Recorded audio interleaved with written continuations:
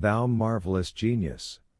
He cried, thou hast not forgotten one indication which might serve to lay open to mortals the road through the terrestrial crust, and thy fellow creatures may even now, after the lapse of 3 centuries, again trace thy footsteps through these deep and darksome ways.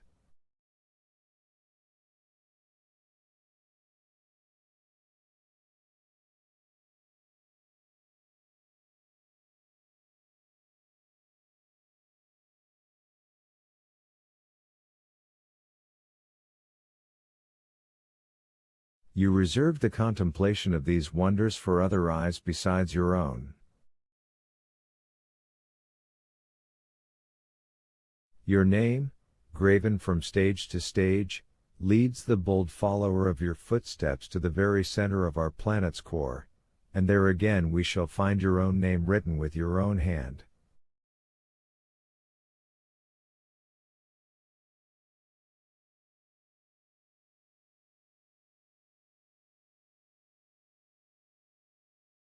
I too will inscribe my name upon this dark granite page. But forever henceforth let this cape that advances into the sea discovered by yourself be known by your own illustrious name, Cape Saknussemm.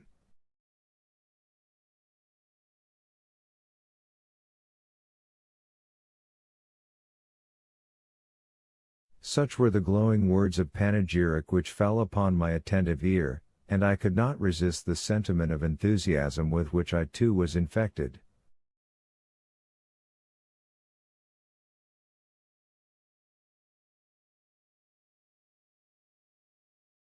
The fire of zeal kindled afresh in me. I forgot everything. I dismissed from my mind the past perils of the journey, the future danger of our return.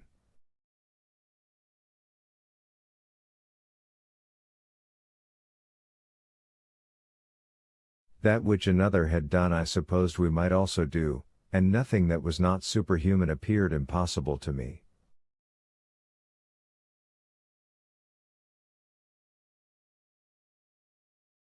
Forward! Forward! I cried. I was already darting down the gloomy tunnel when the professor stopped me. He, the man of impulse, counseled patience and coolness.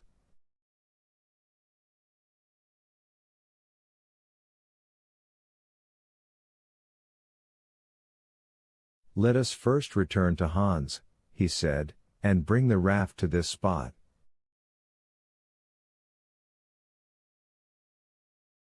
I obeyed, not without dissatisfaction, and passed out rapidly among the rocks on the shore.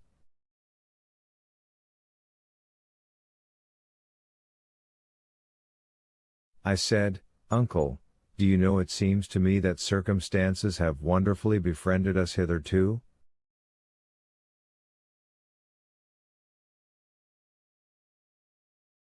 You think so, Axel? No doubt, even the tempest has put us on the right way. Blessings on that storm. It has brought us back to this coast from which fine weather would have carried us far away.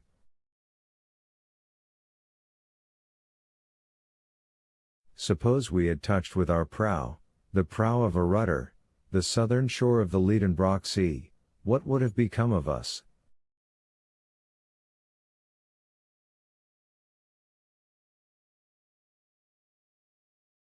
We should never have seen the name of Saknussemm, and we should at this moment be imprisoned on a rock-bound, impassable coast.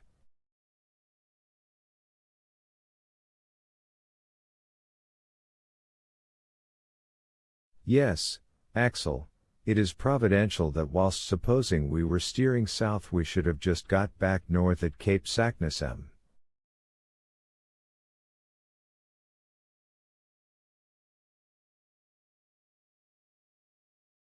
I must say that this is astonishing, and that I feel I have no way to explain it.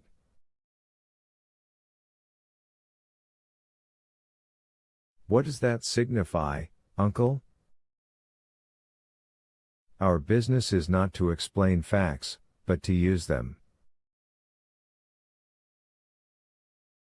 Certainly, but...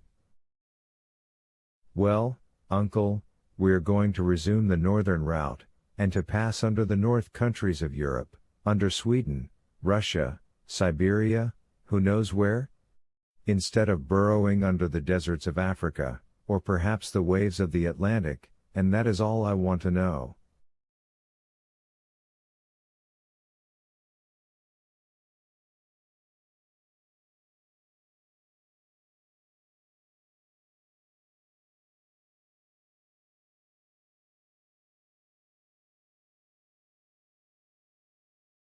Yes, Axel, you are right. It is all for the best, since we have left that weary, horizontal sea, which led us nowhere.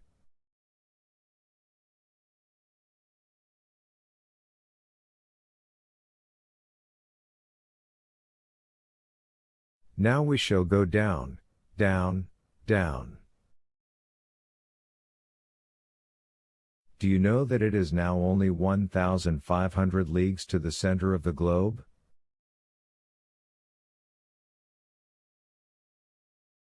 Is that all? I cried. Why, that's nothing.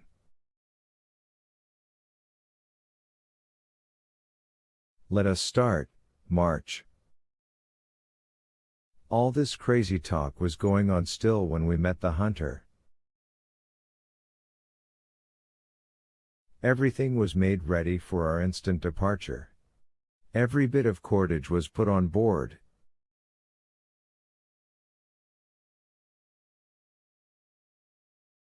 We took our places, and with our sail set, Hans steered us along the coast to Cape Saknussemm.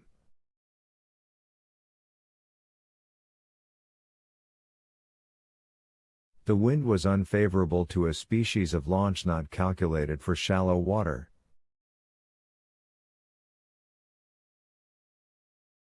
In many places we were obliged to push ourselves along with iron-pointed sticks.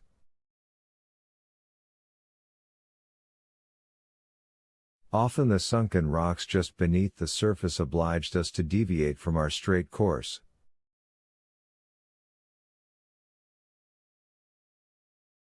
At last, after 3 hours sailing, about 6 in the evening we reached a place suitable for our landing.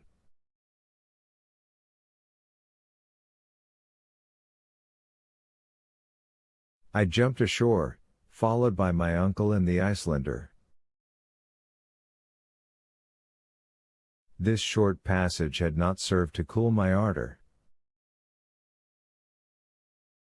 On the contrary, I even proposed to burn our ship, to prevent the possibility of return, but my uncle would not consent to that.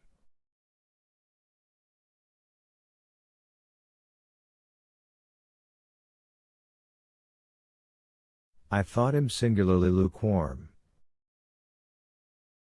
At least, I said, don't let us lose a minute. Yes, yes, lad, he replied, but first let us examine this new gallery, to see if we shall require our ladders.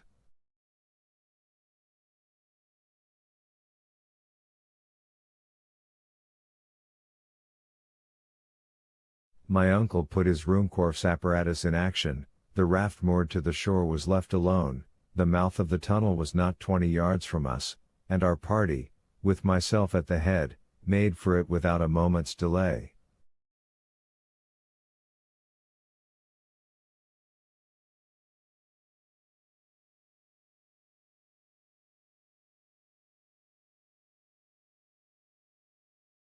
The aperture, which was almost round, was about 5 feet in diameter. The dark passage was cut out in the live rock and lined with a coat of the eruptive matter which formerly issued from it. The interior was level with the ground outside, so that we were able to enter without difficulty.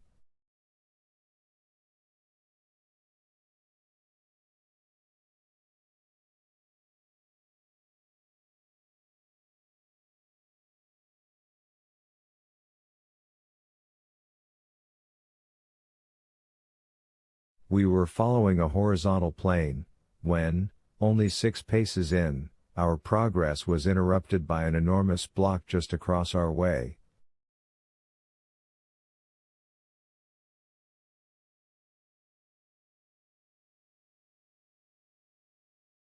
Accursed rock! I cried in a passion, finding myself suddenly confronted by an impassable obstacle.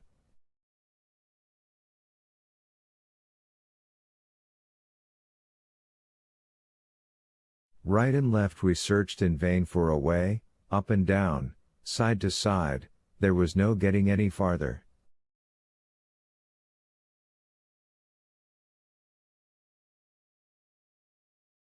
I felt fearfully disappointed, and I would not admit that the obstacle was final.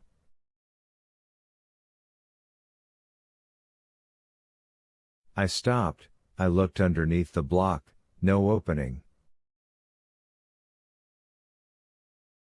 Above, granite still. Hans passed his lamp over every portion of the barrier in vain. We must give up all hope of passing it. I sat down in despair.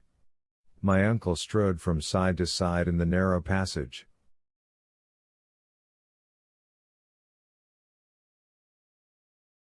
But how was it with Saknussemm? I cried. Yes, said my uncle, was he stopped by this stone barrier?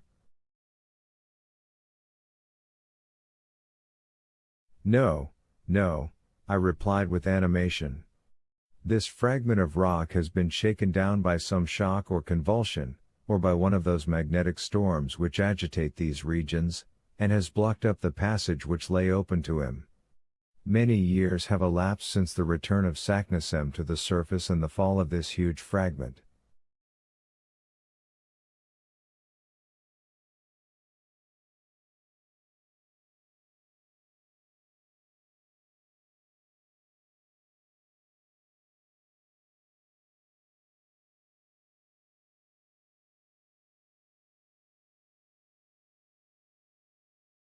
Is it not evident that this gallery was once the way open to the course of the lava, and that at that time there must have been a free passage?